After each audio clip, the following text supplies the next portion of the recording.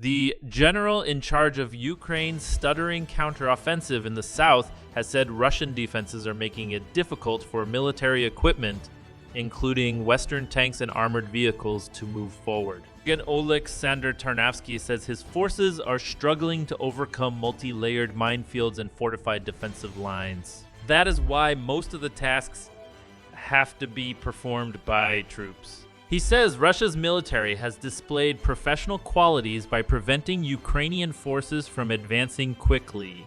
I don't underestimate the enemy, Yeds.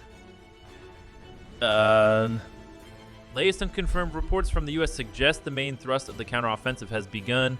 The Institute for the Study of War says Ukrainian forces appear to have broken through certain pre-prepared Russian defensive positions. But so far, there's little evidence that Western supplied tanks and armored vehicles have been able to tip the balance decisively in Ukraine's favor.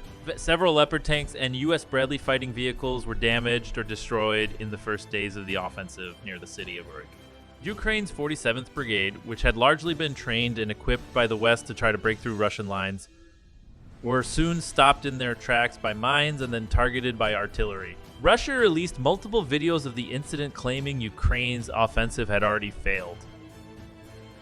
In reality, it was an early setback rather than a decisive blow. We visited the same brigade's outdoor workshop, hidden in a forest behind the front line, where they are now trying to repair more than a dozen armored vehicles. Most of them us Bradleys. They first arrived unscathed, but now bear the scars of battle, broken tracks and buckled wheels. The telltale signs that several have hit Russian mines. One of the engineers says, the faster we can repair them, the faster we can get them back to the front line to save someone's life.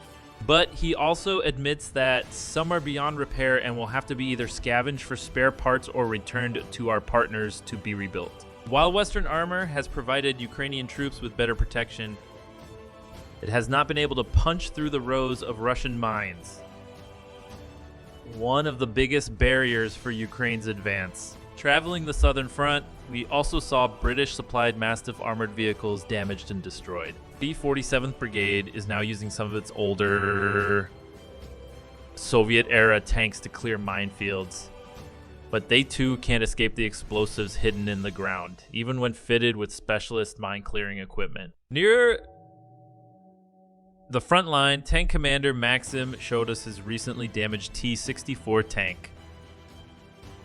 It's fitted with 2 rollers on the front to deliberately set off the mines. He lost one of the rollers the night before as he was trying to clear a path for troops. Normally, our rollers can withstand up to 4 explosions, he says.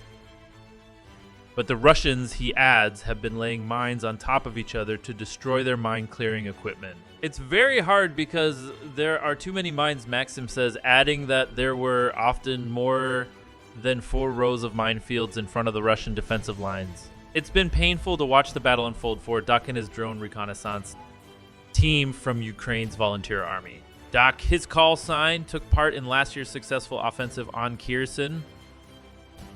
But he says this time it's proving to be much tougher. For the first time in the war, he says, soldiers are being injured by mines more than artillery.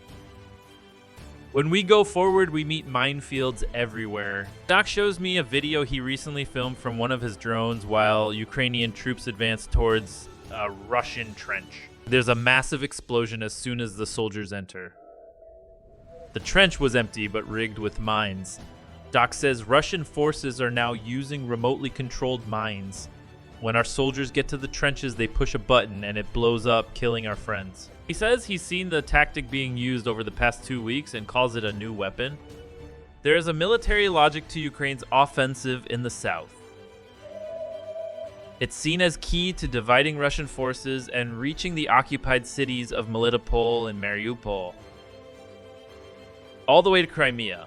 But the focus on this axis means that Ukraine is also now attacking Russian defensive lines where they're strongest. Gen Tarnavskyi said his forces were doing hard and painstaking work. He said any defense can be broken, but you need patience, time, and skillful actions. Ukraine was slowly wearing down their enemy, he said.